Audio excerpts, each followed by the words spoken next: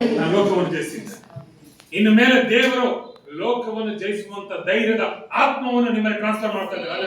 ನಿಮಗೆ ಭಯ ಪಡಲ್ಲ, ಹೇಳಿ ನಾನು ಎದುರೋದಿಲ್ಲ, ನಾನು ಭಯ ಪಡಲ್ಲ, ನಾನು ದಿಗಿಲು ಪಡೋದಿಲ್ಲ. ನನ್ನೊಂದಿಗೆ ಇಮ್ಮಾನುವೇಲ್ ಇದ್ದಾರೆ, ನನ್ನೊಂದಿಗೆ ಯೇಸು ಸ್ವಾಮಿ ಇದ್ದಾರೆ, ನನ್ನೊಂದಿಗೆ ಪವಿತ್ರಾತ್ಮ ಇದ್ದಾರೆ. ನಾನು ಭಯ ಪಡೋದಿಲ್ಲ, ದೇವರು ನನಗೆ ಸಹಾಯ ಮಾಡೇ ಮಾಡ್ತಾರೆ. ಹಲ್ಲೆಲೂಯಾ. ಇನ್ನೊಂದು ವಚನ ಓದ್ರಿ, 2 ತಿಮೋಥಿ 1:7 ಇದು ಬಹಳ ಮುಖ್ಯ. ಇದನ್ನ ಇವತ್ತು ನೀವು ಮಾತಾಡಬೇಕು.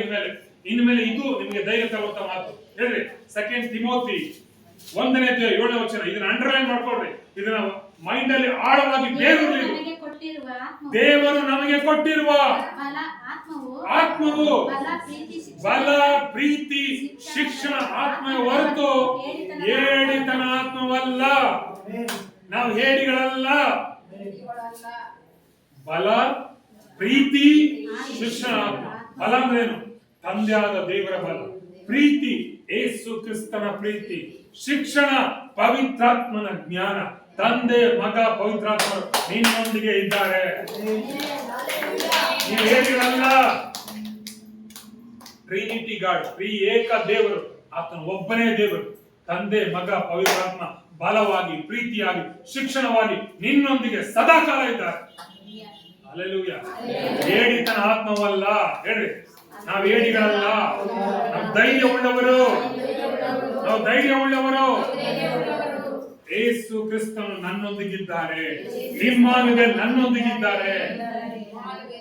ನನ್ನ ರಕ್ಷಕನು, ನನ್ನ ದೇವರು, ನನ್ನ ಒಡೆಯನು ನನ್ನೊಂದಿಗಿದ್ದಾರೆ. ನನಗೆ ಸಹಾಯ ಮಾಡುವ ದೇವರಿದ್ದಾರೆ. ನನಗೆ ಭಯ ಪಡಲ್ಲ. ಹಲ್ಲೆಲೂಯಾ. ಅರ್ಥ ಇಲ್ಲ. ದೇವರನ್ನು ಮಾತಾಡ್ತಾ ಇದ್ದಾರೆ ಮುಂದಿಗೆ.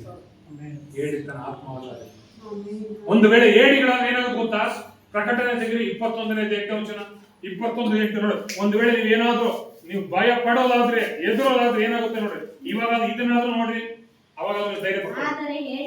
ಆದ್ರೆ ಹೇಡಿಗಳು ಸಾಕು. ಹೇಡಿಗಳು ನಂಬಿಕೆ ಇಲ್ಲದವರು, ಅಸಹ್ಯವಾದರು, ಸೇರುವವರು, ಕೊಲೆಗಾರರು, ಜಾರರು, ಮಾಟಗಾರರು, ವಿಗ್ರಹಾರಾಧಕರು, ಎಲ್ಲ ಸುಳ್ಳುಗಾರರು. ಇವರಿಗೆ ಸಿಕ್ಕುವ ಪಾಲು ಏನು? ಬೆಂಕಿ ಗಂಧಕಗಳು ಉರಿಯುವಂತ ಕೆರೆ. ಅದೇ ನರಕ. ಬೆಂಕಿ ಗಂಧಕ ಅಂದ್ರೆ ಸುಡುತ್ತಾ ಇರ್ತೀರ. ಸುಡು. ಈ ಬಿಸಿಲು 40 ಡಿಗ್ರಿಗೆ ನೀವು ತಾಳಲ್ಲ. ಇನ್ನು ಬೆಂಕಿ ಗಂಧಕ ಉರಿಯುವಂತ ಕೆರೆ ಹೆಂಗಿರ್ತೀರ? ಈಜಾಡ್ತೀರಾ? ಐಸ್ ಚೆನ್ನಾಗಿರುತ್ತಾ ಸ್ವಿಮ್ಮಿಂಗ್ ಮಾಡಕ್ಕೆ? ಹಲ್ಲೆಲೂಯಾ. ನಿತ್ಯ ನರಕದಲ್ಲಿ ಬೇಯಬೇಕಾಗುತ್ತೆ. ಫಸ್ಟ್ ಏನ್ ಹೇಳ್ತಾರೆ ಅಲ್ಲಿ? ಹೇಡಿಗಳು. ಫಸ್ಟ್ ಸ್ಟಾರ್ಟ್ ಮಾಡಿದ್ರೆ ಏನು? ಏನಂತ ಅಲ್ಲಿ 8ನೇ ವಚನ ಸಾಕು. ಏನಂತ? ಫಸ್ಟ್ ಏನಂತ? ಹೇಡಿಗಳು. ಭಯ ಪಟ್ರೆ ನೀವು ಹೇಡಿಗಳು. ಸೈತಾನ ಗೊತ್ತು, ಇವ್ರನ್ನ ಹೇಡಿಗಳಾಗಿ ಮಾಡಿದ್ರೆ ಇವ್ರು ನರಕಕ್ಕೆ ಹೋಗ್ಬಿಡ್ತಾರೆ. ಅದಕ್ಕೋಸ್ಕರ ಹೇಗಾದ್ರೂ ಮಾಡಿ ಹೇಡಿಗಳು ಮಾಡೋದಕ್ಕೆ ಟ್ರೈ ಮಾಡ್ತಾರೆ. ಹೌದಾ? ಎಷ್ಟು ಪ್ಲಾನ್ ಒಂದು ವಾಕ್ಯ ಅವನಿಗೂ ಗೊತ್ತು. ಪ್ರಕಟಣೆಯಲ್ಲಿ ಯೋಹಾನ ಬರೆದುಬಿಟ್ಟಿದ್ದಾನೆ. ಏನಂತ? 21:8 ಹೇಡಿಗಳು ಇವ್ರು ಬೆಂಕಿ ಗಂಧಕ ಕೆರೆಗೆ ಹೋಗ್ತಾರೆ. ಅದಕ್ಕೆ ಏನ್ ಮಾಡ್ಬೇಕು? ಇವ್ರನ್ನ ಹೇಡಿಗಳನ್ನ ಮಾಡ್ಬೇಕು. ಇವ್ರನ್ನ ಭಯ ಪಡಿಸ್ಬೇಕು. ಎಷ್ಟು ಚೆನ್ನಾಗಿ ಜಾಗ್ರತೆಯಿಂದ ಅವನ ವಾಕ್ಯ ಕೇಳ್ತಾನೆ ನೋಡಿ. ನೀವು ಕೇಳ್ತೀರಾ? ಅವನು ಗೊತ್ತು, ಇವ್ರನ್ನ ಹೇಗಾದ್ರೂ ಮಾಡಿ ಹೇಡಿಗಳು ಮಾಡ್ಬಿಟ್ರೆ ಇವ್ರು ಎಲ್ಲಿ ಹೋಗ್ತಾರೆ? ರೂಟು ಬೆಂಕಿ ಗಂಧಕ ಕೆರೆ. ಯಾಕೆ? ಯೇಸು ಸ್ವಾಮಿ ಮಾತಾಡೋ ಮಾತಿನಲ್ಲಿ ನಂಬಿಕೆ ಇಲ್ಲ, ಇವ್ರು ಧೈರ್ಯ ಇಲ್ಲ, ಇವರು ಭಯ ಪಡಲ್ಲ.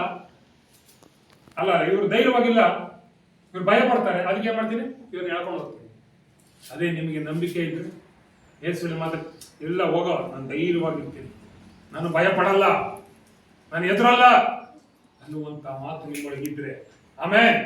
ಹಲ್ಲೆಲೂಯಾ. ಲೋಕವನ್ನು ಜಯಿಸಿದ ಯೇಸು ಯಾವಾಗಲೂ ಎನಿ ಟೈಮ್ ನಿನ್ನೊಂದಿಗಿರ್ತಾನೆ. ಹಲ್ಲೆಲೂಯಾ. ಅಂತ ಒಳ್ಳೆ ದೇವರಲ್ವಾ? ಅರ್ಥ ಆಗ್ತಾ ಇದೆಯಾ? ಕೆಲವರು ನಾನು ಒಂದು ಮಾತು ಹೇಳ್ತೇನೆ, ಇದು ಗೊತ್ತಿಟ್ಕೊಳ್ರಿ. ಇದನ್ನು ಕೂಡ ಓದಿ. ಜ್ಞಾನೋಕ್ತಿಗಳು 8